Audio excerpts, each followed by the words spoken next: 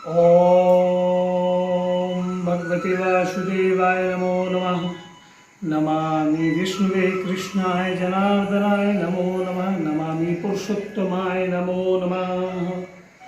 गोवर्धनं धर्म वन्दे गोपालं गोपीरूपिणं गोकुलशौमीशनं गोविंदम गोपिका प्रियम। बोली वृंदावन बिहारी लाल की जय। बोली पुरुषोत्तम भगवान की जय। आप सभी को राधे राधे और हर हर महादेव। श्रावण मास में अधिक मास आरंभ है और अधिक मास के विषय में जितना हम आपको बतलाएं उतना कम है। अधिक मास पुरुषोत्तम मास की इतनी महिमा कही गई है पुराणों में कि पूजन का, व्रत करने का, दान करने का, पाप करने का कोटि गुना फल इसमें कहा गया है। प्रतिदिन श्री हरि की सेवा जो आपसे बन सके वह आप करें। देवालय जाएं, शिवालय जाएं और मन भाव से प्रभु की आराधना करें। श्री हरि को, कान्हा जी को एक तुलसी पत्र ही आप अर्पण करें, मिश्री अर्पण करें। प्रतिदिन मंदिर में दीप दान करें। दीप दान का भी बड़ा महत्व है। पुरुषोत्तम मास की कथा आज से हम आपको हमारे इस चैनल के माध्यम से आप तक हम भेजने की हमारी मन के भाव हैं। आप अवश्य श्रवण करें और प्रथम अध्याय की जो कथा है वह आप मन भाव से श्रवण करें। कथा श्रवण का भी बड़ा फल है। अगर हो सके जैसे कार्तिक में आप प्रातः सूर्योदय के पहले स्नान करके पूजन करते हैं, ठीक उसी तरह पुरुषोत्तम में भी स्नान का कोटि गुना फल है। अगर आपने अभी तक आप पुरुषोत्तम में भगवान का पूजन अर्चन दान पुण्य नहीं कर रहे हैं, प्रभु का सत्संग अर्थात सत्य को साथ में लेकर रहना, यही सत्संग है। उस ईश्वर, उस परमात्मा जिसने हमें यह जीवन दिया, जिसके कारण हम सांस ले पा रहे हैं और छोड़ पा रहे हैं, जिस दिन उनकी कृपा हम पर नहीं रहेगी उस दिन यह निर्जीव शरीर को घर वाले भी घर के बाहर कर देंगे, नगर वाले उसे शमशान में रखे आएंगे। पंच तत्व का यह शरीर जल, वायु, अग्नि इसी में समाहित हो जाएगा। तो आपके साथ क्या जाएगा? आपके द्वारा किया गया पुण्य कर्म, उसी पुण्य कर्म से जोड़ने की हमारी अभिलाषा है। मन भाव से आप यह कथा श्रवण करें। प्रतिदिन आपको यह कथा YouTube के चैनल के माध्यम से मिलती रहेगी। आप मन भाव से श्रवण करें। इसमें भी श्री हरि की कृपा, श्री बांके बिहारी की कृपा, नंदलाल की कृपा, पुरुषोत्तम भगवान की कृपा आप पर रहे। प्रथम अध्याय आरंभ श्री गणेशाय नमः। श्री प्रथम अध्याय आरंभ श्री गणेशाय नमः। नमामि भगवते वासुदेवाय मधुसूदनाय नमो नमः। प्रथम अध्याय में जो कथा है, बहुत सारे ऋषिगण एक बार नैमिष नारायण तीर्थ में जाकर यज्ञ करने को तत्पर थे। यज्ञ की तैयारियां चल रही थी कि उसी समय श्री सूत जी महाराज जो तीर्थ यात्रा के निमित्त निकले थे, भ्रमण करते हुए अपने शिष्य सहित नैमिष नारायण तीर्थ में जा पहुंचे। उन्हें वहां आया हुआ देखकर सभी ऋषिगण बड़े भक्ति भाव से, श्रद्धा भाव से उन्हें नमन करने लगे, उन्हें प्रणाम करने लगे। श्री सूत जी महाराज का प्रसन्न मुख, चेहरे पर कांति, परमार्थ में निपुण, चंदन से शोभायमान तुलसी की माला उनके गले में शोभायमान थी। जटाओं का मुकुट सिर पर धारण किए हुए महाशरणम इस अद्भुत मंत्र को जपते हुए सूत जी महाराज को देखकर नैमिष नारायण के महर्षि लोग उठकर खड़े हो गए। बारंबार सूत जी महाराज को प्रणाम करने लगे।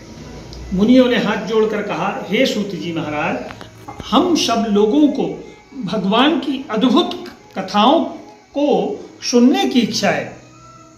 तब सूत जी महाराज ने प्रसन्नता से सब ऋषियों के आगे हाथ जोड़कर उनका अभिवादन स्वीकार किया और तब सभी ऋषिगण कहने लगे कि हे सूत जी महाराज, हमने आपके लिए बड़ा सुंदर आसन बनाया है, कृपा आप इस पर आसन ग्रहण करें। आज हम बड़े भाग्यवान हैं, अपने गुरु की कृपा से ही भगवत के रहस्यों का वर्णन करने की शक्ति आपने प्राप्त की है। इस संसार सागर में हजारों बात सुनने योग है। अब यहाँ पर भी एक विशेष बात आती है कि इस वास्तव में यह हकीकत है कि इस सागर में, इस सागर स्वरूपी संसार में न जाने कितने बातें जो आपको श्रवण नहीं करना, आप उसे भी श्रवण करते हैं, तो क्यों ना प्रभु की कथा श्रवण करें।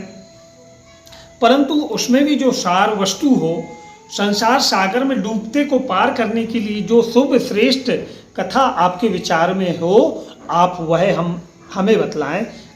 शौनकादिक ऋषियों के द्वारा पूछे जाने पर श्री सूत जी महाराज कहने लगे, हे विप्रों, मेरे वचनों को सुनो। मैं पहले पुष्कर तीर्थ गया, वहाँ से हजारों तीर्थ में होते हुए जब हम हस्तिनापुर गए तो वहाँ के राजा परीक्षित अपने राज्य को त्याग कर अनेक महापुण्यवान ऋषियों के साथ गंगा किनारे जा रहे हैं। उनमें अनेक सिद्ध योगी, महासिद्ध मुनि, बड़े बड़े तपस्वी हैं। मैं वहाँ पर उस समाज को पूछ ही रहा था कि वहाँ श्री कृष्ण भगवान के चरण कमल में मन लगाए महामुनि व्यास जी के पुत्र सुखदेव जी पधारे, जिनकी मात्र 8 वर्ष की आयु, शंख के समान कंठ, ऊंचे और चिकने केशों से घिरा हुआ मुखमंडल, दृढ़ कंधे, चमकती हुई कांति, वह अवधूत वेश ब्रह्म स्वरूप था, साक्षात ब्रह्म के स्वरूप। ऐसे महामुनि सुखदेव जी को देख समस्त मुनि हाथ जोड़कर खड़े हो गए। तब मुनियों के बनाए हुए कमल चक्र जैसे ऊंचे आसन पर सुखदेव जी महाराज को बैठाया गया। उस आसन पर बैठे हुए ज्ञान समुद्र के चंद्रमा सुखदेव जी ऋषियों की पूजा को ग्रहण कर ऐसे शोभायमान हुए जैसे तारागण में चंद्रमा सुशोभित होते हैं। अतः श्री प्रथम अध्याय परिपूर्ण। बोलिए वृंदावन बिहारी लाल की जय, वृंदावन बिहारी लाल की जय। ओम। श्री सूत जी महाराज कहने लगे, हे ऋषियों, श्री सुखदेव जी को, राजा परीक्षित को श्रीमद् भागवत की कथा सुनाते हुए देखकर मैं आया हूँ। तब समस्त ऋषिगण श्री सूत जी महाराज से कहने लगे, हे सूत जी महाराज, जो कुछ आपने वेद व्यास जी के मुख से सुना हो वही कथा आप हमें सुनाएं। तब श्री सूत जी महाराज कहने लगे, हे ऋषियों, जैसा मुझ में ज्ञान है और मैंने व्यास जी के मुख से जो कथा श्रवण करी है वह मैं आपसे कहता हूँ, उसे आप पूरे मन भाव से, भक्ति भाव से, श्रद्धा भाव से आप श्रवण करें। एक समय देव ऋषि नारद जी विचरते हुए भगवान नारायण के स्थान वैकुंठ धाम को जा पहुँचे और नारद जी श्री हरि का कीर्तन करते हैं। आप भी जब भी समय मिले, अपने जो भी आप काम कर रहे हैं करते समय मन ही मन इस पुरुषोत्तम मास में क्या कीर्तन कर सकते, भले ही 2 मिनट करें। भजमन नारायण नारायण हरि हरि, भजमन नारायण नारायण हरि हरि, राधे नारायण नारायण हरि हरि। हरि कीर्तन से जितेंद्रिय, निर्मल और तेजोमय ऋषि को देखकर भगवान ने उनको नमस्कार किया। तब साष्टांग नमस्कार कर श्री विष्णु की स्तुति करते हुए नारद जी कहने लगे, हे देवादिदेव, हे संसार के स्वामी, हे दया सिंधु, आप सत्यवादी हो, त्रिसत्य हो, सत्य के सार स्वरूप हो, सत्य से ही उत्पन्न हो और सत्य योनि हो। आपको मेरा बारंबार नमस्कार। हे भगवान, सब प्राणियों के हृदय विषयों में आसक्त हैं। स्त्री पुत्रादि के मोह में फंसे हुए गृहस्थी लोगों का हित करने वाला लाभदायक कथाव्रत कुछ विचार कर आप मुझे बतलाएं। मैं आपके मुखारविंद से कुछ सुनने के लिए यहाँ बैकुंठ में आया हूँ। तब नारद जी के ऐसे वचनों को सुनकर भगवान हंसकर नारद जी से कहने लगे, अरे नारद जी,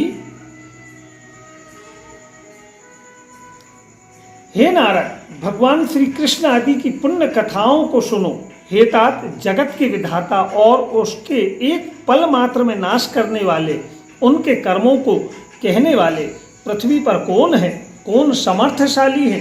हे नारद जी, ऐसे भारयुक्त कथा भी तुम जानते हो, परंतु फिर भी दरिद्रता को हरने वाला, यश और श्रेष्ठ पुत्रों को देने वाला, मोक्ष को देने वाला तथा शीघ्र सेवन योग ऐसे अद्भुत पुरुषोत्तम मास महत्तम को हम आपसे कहते हैं। अब ये यहाँ पर कथा में बात आ रही है कि पुरुषोत्तम मास की आप अगर कथा श्रवण करते हैं, मात्र श्रवण की बात आई है, इसमें आपके जीवन से दरिद्रता दूर होगी, आपकी जो संतान है वह आपके अनुकूल होगी और आपके घर में वैभव होगा। नारद जी तब कहने लगे कि हे भगवान, हे स्वामियों सहित मैंने चैत्रादि मास तो सुने, परंतु उसमें पुरुषोत्तम मास नहीं सुना।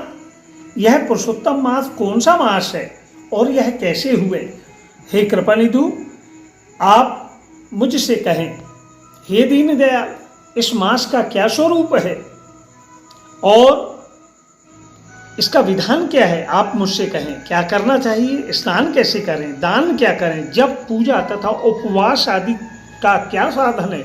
इसके अतिरिक्त और भी कोई सार हो, यह आप सब बतलाएं।